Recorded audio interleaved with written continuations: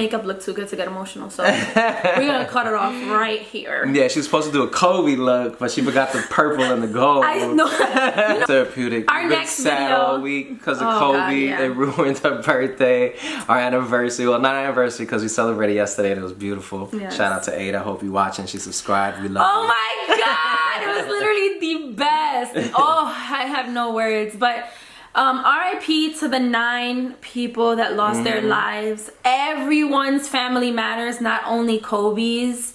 And But yeah, Kobe, he's been in our life since, if you're around our ages, yeah, man. since he was I was 19, like in the 1st grade. I was about 15. No, he's my Michael Jordan, so RIP. I cried many tears. Me too. Yeah. And I feel like, I don't know if I'm sounding far-fetched, but because you know me inside and out, I feel like I think like him. Huh? No, I feel like I think just like him. I never Facts.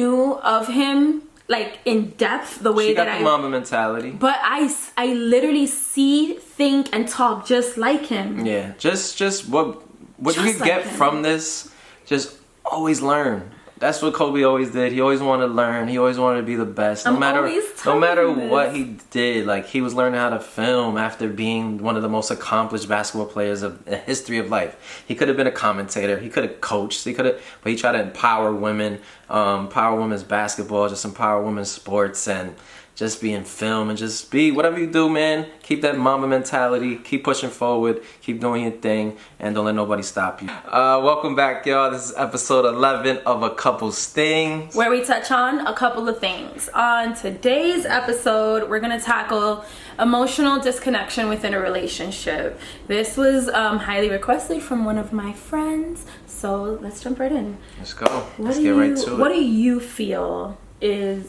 are the causes or maybe like the symptoms of being emotionally disconnected? Because I know you could relate. Well, most of it, when I read up on it, most of it is more like anything else, child trauma. So it's from child trauma of either you didn't get attention as a child, or you didn't come from a family that's emotionally open. Okay. Or just anything that could have affected it, some type of trauma during your childhood. I disagree. Okay, so I agree with you in the sense that it comes from childhood drama, but I think it comes from the way that your parents treat you. Mm-hmm. So if you see, and it could be genetics also, if you see that maybe your father is emotionless, or if you don't witness your parents being nurturing towards one another, or even how they fight. Yes, so it can make you like neglectful and like get out of, I don't know how to describe it very well. No, like but you want to stay away from what you've seen, so maybe you might Exactly. shut off in certain situations, And you think where, that's what's right. Yeah, and then automatically you just stay away from that situation, and then you're not emotionally available for a certain situation, and you're not giving your partner enough for yourself or for life, because I feel that people that are emotionally disconnected, they're disconnected from themselves.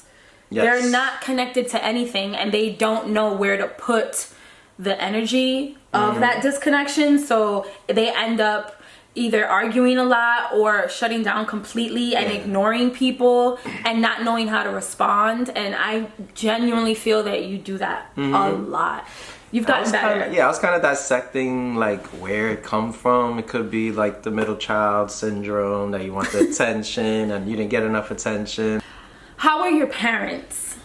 They wore their emotions on a sleeve. They're I don't know. Did you I feel see like them? Puerto Ricans, Latinos, they really like wear their emotions on their sleeve. So I don't feel like they're. But when too... you say that, because wearing your emotions on your sleeve and being nurturing, being attentive, and knowing how to basically argue in front of children are two different things. That's true, but I honestly think mine comes from just relationships, because I was emotionally available probably for all my relationships, and then it goes left and you feel like your shut down. emotions are being held against you, and then you shut down in your next relationship, which was with you. And I honestly feel that first year of our relationship I was emotionally unavailable, like in certain areas of like, I knew like if you left tomorrow, like I'll be okay. That means I wasn't emotionally available. And that's how I like felt like I'm not giving you everything. I'm gonna give you enough, but I'm not giving you all I of me. disagree.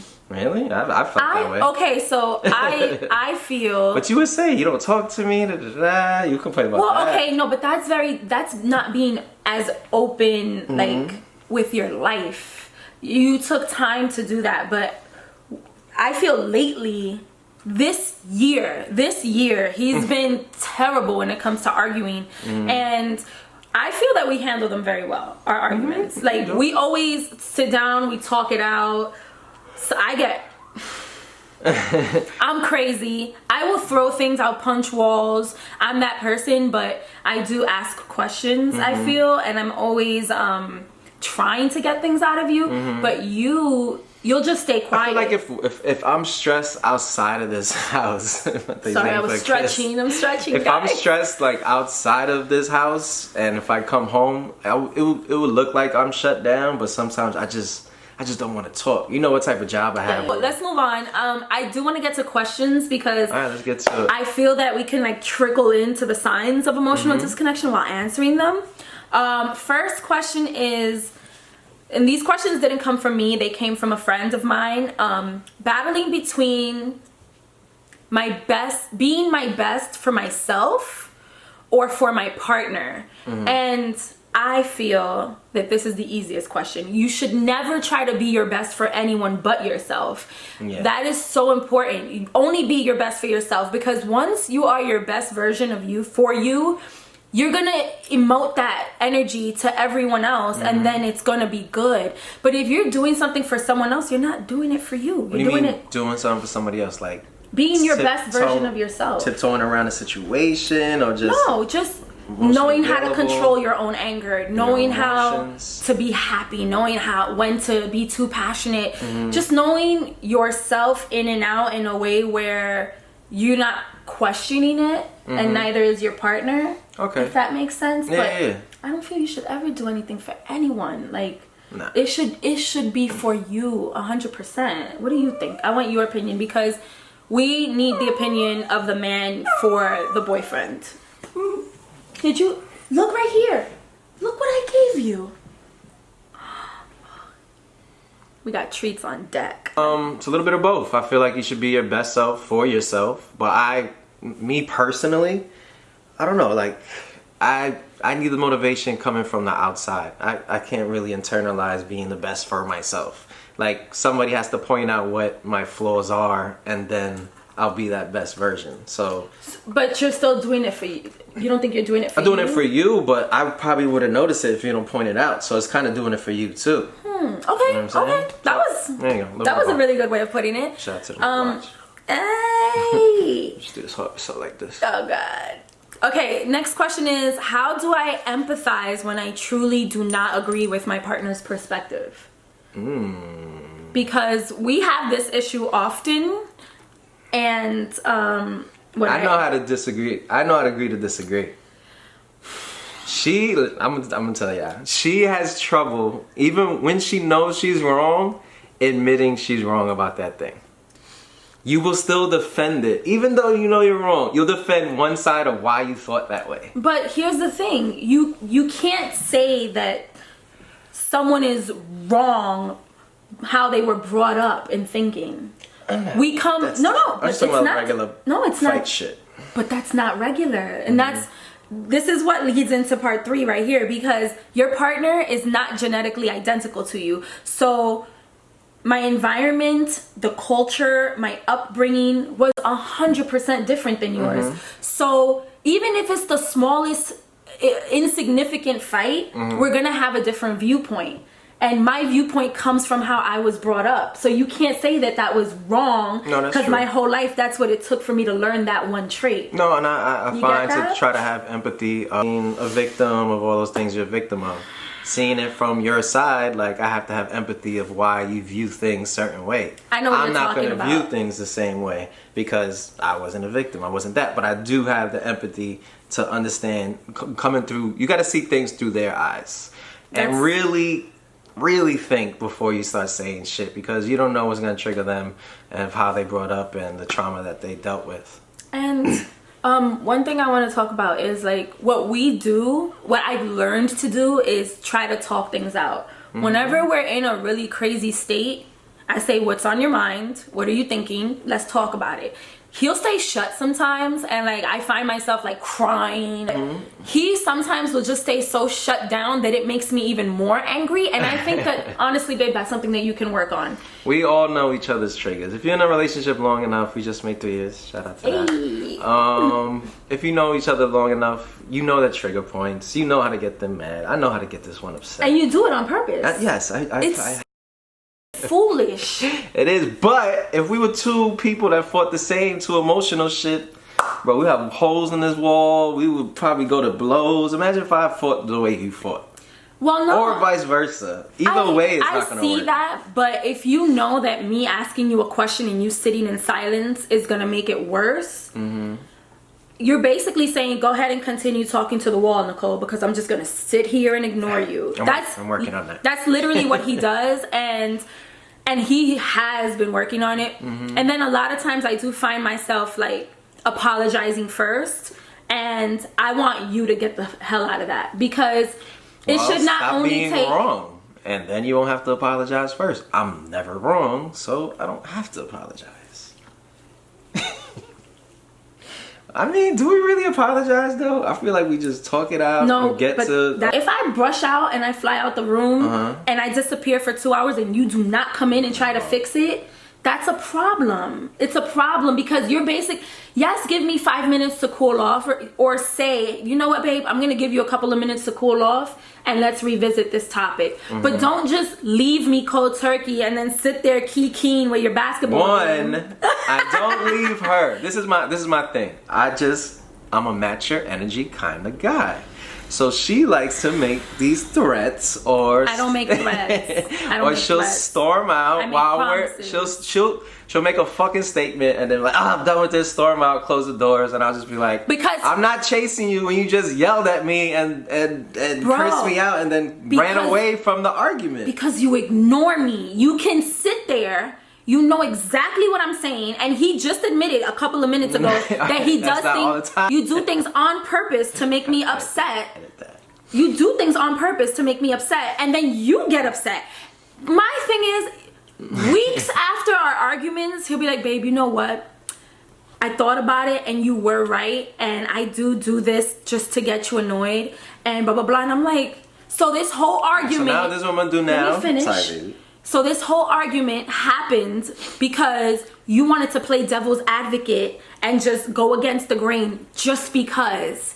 Who wants to argue just because? Like, I feel that people don't argue for no good reason. It's not about, it's when you're in the argument and how you talk about it. If she says, all right, I'm gonna leave you with the dog, I will be like, all right, you want me to get his collar? Like, that's what I do.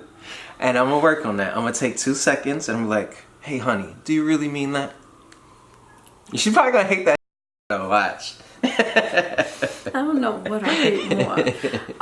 Okay, how do I know when to leave a relationship if it becomes one-sided? So if the person is too emotionally disconnected, I consider that to be selfishness. And I genuinely believe that it has a lot to do with someone's upbringing and how long are they doing this. Well, it depends. Right? Yeah, if you start like that, then that's something with your upbringing and all that stuff. But if you're in like this first year, second year, whatever year, and you just start becoming that, it could be something from outside. Or it could, you know what I'm saying? Like, I think it could be like cheating. Yeah, it could be something from outside. Or it could just be you growing apart and then that person just might not care as much anymore. Or maturity level. Yeah, all that. Maturity level is very important because I feel that if you're... I don't like to say this because there are people that could be 27 and extremely mature and 42 and super immature. But if you're under... I feel like 28, your mental state is a little different. And if you haven't been in a relationship longer than a certain amount of time and you've lived with somebody, you're not gonna know how to attack a situation and you're gonna stay in your ways. Or what to open up about yourself and what to hold on to. Also, you should just be an open book in a relationship. If you're with somebody and y'all living together, everything should be on the I table. wasn't for a little bit with us because I You just weren't for didn't. what? A little bit with us just because, like, emotionally all the way Okay, in, okay. just because last relationship person left me, so it's one of those, like, you don't want to put yourself in that situation again where you give everything and then get your heart ripped out and shit like that. I get that. But that's not my but that's fault. just that's just corny. That's just that's not a way to think. I used to think that way. I don't think that way anymore. I used to No, I don't literally, think that way no more. I used to literally say, well, all these people broke me, so this next person is gonna break me. But that's such a ridiculous way of thinking, because how does a complete stranger that never did anything to you, why do they have to pay for what happened to you in your past? I feel like a nice clean slate, being 110% open, right? Yeah, but especially it's just, when you live it's together. just that mindset of just like, it might have started the same way as it started with you. Like, oh, I open up to you, I open up to her. Like, it's a similar pattern, so I mean, it might scare that person. Like, what makes you different from Guess the what? last? But life is scary. It's scary to grow. It's scary to start a new job. It's scary to get a tattoo, but once you finish it, you love it. Like, a lot of things are scary. When you first lost your virginity, you was a little shook, and now you do it all the time, right? So I just feel like, remove the scared tactic and just dive in and be there with the person that you genuinely want to be with. And if you feel that you have to hold back from them, then maybe you shouldn't be with them. That means you don't trust them. Yeah, Trust maybe. And if issues. someone doesn't want to open up, like, I'm trying to think of, let's say I was completely closed off, and every single time that we had an argument, I stood quiet and I told you, well, that's your problem. Sometimes or that's you for just you gotta to attack. You gotta just keep talking out, break down those walls. Somebody will eventually break down. Like, Remember when you told me, and then have that ugly cry. remember when you and used get to it all tell out. me, you choose how you feel? Yes. Bro. She believes me now. No. In certain cases, Yes. I don't believe that if in a moment I'm crying because of an argument that we're having and it's something serious, Yeah. don't tell me, well, that's your fault. You chose to feel that way, and that's don't do that. I'm not saying you do. I'm not saying you For do. the people. No. He doesn't do that. I'm not saying you do. I'm bullshit. saying, what if I was that type of person? Because this is sort of the situation that my friend is going through. What do? Do you leave? Do you stay? I feel that you have to have a really serious talk. I don't recommend counseling like a year in or 2 years in. No, you should not. Well, never sometimes know. that single person needs counseling by themselves. But if you need couple therapy a year in, like, that's crazy. Yeah. Just bounce. I don't know. It's such a weird thing, but I do have some little key points here that I got from a website that is, of course, a good website, not a WebMD or a Wikipedia. It is important to learn how to agree to disagree. Extremely important. You and your partner come from two separate worlds with different upbringings, cultures, and environments, like I mentioned. Never forget that the emotional part of you is and will always be your inner child. So whenever we get overly emotional, those are things from our childhood that it's like a cry for help, basically. It sticks with you. And we are letting that out whenever we get too emotional. So one of the things that I recommend is to be rational. Take the emotion out of it and be rational. Be reasonable, be logical, calm, and be fair. How would you want someone else to treat you in an argument or within a situation? Think before you talk. And don't act on anger. If you acting straight on anger and you straight speaking from emotions, you're gonna say some stuff that you don't mean. Absolutely. When you have a level head and you really think about it. Like, sit on it for a second, get your thoughts together, and take a couple breaths, and then start talking. I Of agree. course, nobody's perfect. We're emotional beings, and we will do that. But the longer you start fighting, the more you start thinking, and just remember. You looking real Remember good. the I'm sorry. empathy. Just remember to have empathy for that person and why they might be thinking that way, not just attack them and stuff like that. I agree. Like, take accountability for your own actions, not to anyone else, but to yourself. Like, literally, think about what you're saying while you're saying it. Think about how you're making someone feel, and just know your own place. Know everything that you're going through. This is your body. This is your brain. This is your heart. You control absolutely every single part of it. And yeah, they say mind over matter and all of that, but you literally can change the way an outcome is based on how you act. So be more open, be more understanding. Listen to understand, not to reply. That's like a favorite. That's my favorite thing to say besides become your dream. Listen to understand instead of to reply. I have Well, you're not listening if you're just waiting for your reply. Huh? You're not listening if you're just waiting to reply. Exactly. Because you're waiting to talk. You're literally thinking over and over what you're going to say next. So everything that the person is saying, you hear it, but you're not taking it in. And that is so important. I like to do that with even like a lot of my friends.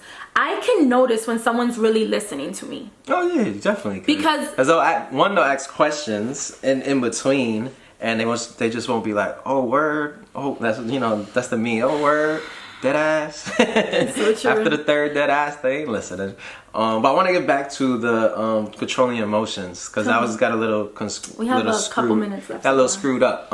But it's more of not if you're crying, why you crying, you control that. No, not when you're mad. It's what you focus your emotions on. Okay, it's how you focus your brain of what if you're angry, like, all right, why am I angry? Start thinking about why you're angry, and then you be like, all right, let me just not focus on this. Let me watch a comedy. That's what I meant. Like, you could control where you bring your emotions to. Like, if I feel like some people I know suffer from depression, but I just feel like there's just so many ways out. But you know what's so funny to me with this depression thing? Because I was in it as well for a very long time. But I just feel like people just stay in it out of comfort. I'm too active to be like depressed. No, but even for those that aren't active, like, you mean to tell me that you're gonna let your entire life pass you by, the love of your life, the job, the career of your choice, just because you feel I'm depressed? What does that mean? Like, just get into that. No. I literally feel like I have to say this very quickly.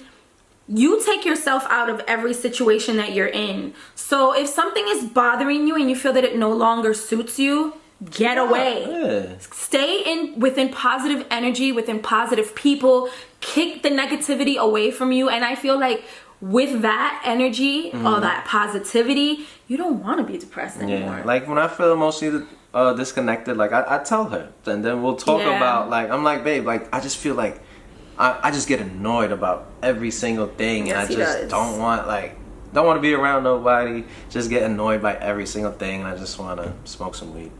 But once I start talking about it, then she'll be like, but what happened to that? Ask the right questions, and then we'll get down to it, and then I dig deep, right? I go in your organs, and I'm pulling something that you never knew was there out. Like, I like to do that because I never had anyone do that for me, and I had to do it for myself. So if I could be that friend or girlfriend that helps you to find whatever is igniting you in a good or bad way, we're gonna find it, we're gonna fix it, and we're gonna make it better. Bro, she was looking at pictures of, like, she was just going through old pictures, and she could just, like, see, like, I acted happy here, but I wasn't happy here. Oh, yeah. Like, she could, like, see it in her face. Like, and honestly, once she came out with her truth, I feel like it's a different light, it's a different aura, it's a different being. Like, there's no more lying. Now I'll just power you. All right, that's it. We got it. Bye, guys.